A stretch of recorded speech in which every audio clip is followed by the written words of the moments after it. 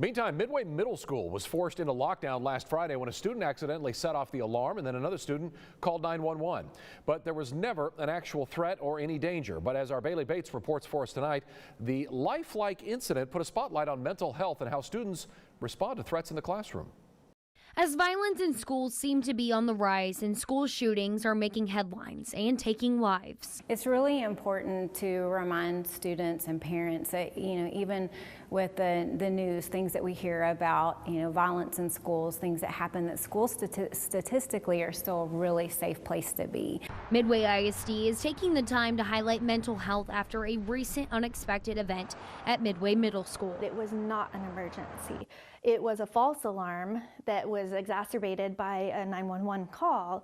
But what it led to was that we were able to really check the exact way people respond in an emergency situation. It was not an emergency, but we did treat it completely as if it was one.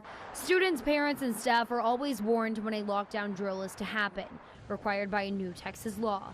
But Fridays didn't have a notice, making it seem real. Tracy Marlin, the district's director of communications, says it was a time to check and act out the protocols of an actual emergency. Students were pulled from the passing period and police responded quickly and cleared the scene. But the event didn't end there. Students, parents, and staff are dealing with the aftermath. Because Friday's incident was not a planned active threat exercise, there was no advance notice to students, so completely natural that they felt all the same emotions as if it had been a real threat to the students. Anne Marie Zellers and the rest of her student support services team helped Midway Panthers still dealing with the anxiety and stress of what happened. A school-wide debriefing was held Monday morning and those who needed it got the extra help. They don't want students to be scared, but also prepared for what may happen when the threat is real. We do incorporate trauma-informed practices. We make sure that we follow up with students after any of those lockdown or active threat exercises so that